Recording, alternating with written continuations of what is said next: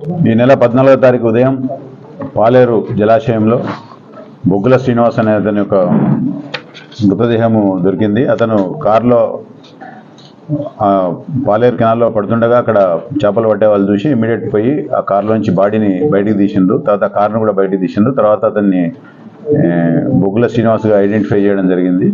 తర్వాత తెల్లారి అతని బ్రదర్ వచ్చి మన కూసుమంచి పోలీస్ స్టేషన్లో కంప్లైంట్ ఇస్తే దాని మీద 302 కేసుగా రిజిస్టర్ చేయడం జరిగింది.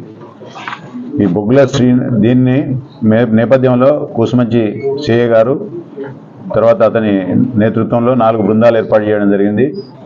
ఎస్ఐ కూసుమంచి, ఎస్ఐ తిరుమలాయపాలెం జగదీష్, దివ్య, తర్వాత సంతోష్, ఈ నలుగురితో 4 టీమ్స్ దర్యాప్తు బృందాలు చేసి దర్యాప్తు చేపట్టగా దీంట్లో మనకు ఇతనితో పాటు సిల్వర్ జూబ్లీ, బొగ్గుల శ్రీనివాస్ది సిల్వర్ జూబ్లీ కాలేజు కర్నూలు జిల్లా, అక్కడనే ఇతనితో పాటు చదువుకున్నటువంటి వేణుమాధవరెడ్డి అని చెప్పి తన జూనియర్ సేమ్ కాలేజీలో చదువుకున్నారు. వీళ్ళిద్దరు కూడా బిజినెస్ పార్ట్నర్స్. అంటే ఇతని బొగ్గుల శ్రీనివాస్ ఒకటి బొగ్గుల బీబీక్యూ అనే ఒక ఫర్మ్ ఓపెన్ చేయడం జరిగింది.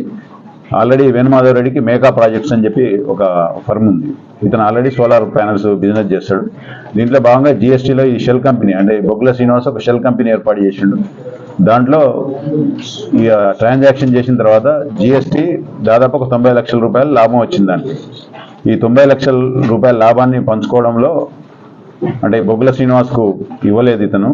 దాన్ని బొగ్గుల శ్రీనివాస్ పదే డిమాండ్ చేయడము, తర్వాత ఈ బొగ్గుల బీబీక్యూ అనే సంస్థకు జిఎస్టీ సంస్థ నుంచి నోటీసులు రావడం, దాన్ని బ్లాక్ లిస్ట్లో పెట్టడం, దానికి పెనాల్టీగా ఒక 1 CR ఇతను దాన్ని ఓపెన్ చేయాలంటే కట్టాల్సి రావడం, వేణుగోపాల్ రెడ్డి కట్టాల్సి వస్తుందనే ఉద్దేశంతో ఈ డబ్బులు ఎగ్గొట్టేందుకు ఇతను వేరే ఒక 3 అసోసియేట్స్తో కలిపి పోకల కోటేశ్వరరావు, తర్వాత షేక్ అబ్దుల్ హఫీజ్, అజ్మత్ అలీ ఖాన్ వీళ్ళతో ప్లాన్ చేసి ఇతను 14 నైటు అంటే 13 నైటు ఇతన్ని విజయవాడలో ఇతనికి లోన్ అమౌంట్ వస్తుంది, ఆ అమౌంట్ను అతనికి ఇచ్చేస్తా అని చెప్పి శ్రీనివాస్ని నమ్మించి తీసుకొని వచ్చి మన నార్కెట్పల్లి మరిపెడ మధ్య రూట్లో అతన్ని కారులో కొట్టి చంపి తీసుకొని వచ్చి ఇక్కడ ఆ కారును యాక్సిడెంట్గా అంటే అతను నడుపుకుంటూ కారులో పడిపోయినట్టు యాక్సిడెంటల్గా చిత్రీకరించాలని చెప్పి ఆ బాడీ నల్లో తేయడం జరిగింది.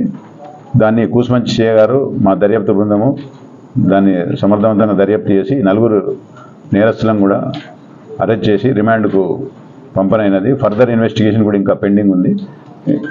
ఆ వెపన్స్ అన్నీ కూడా తర్వాత సీజ్ చేస్తాం.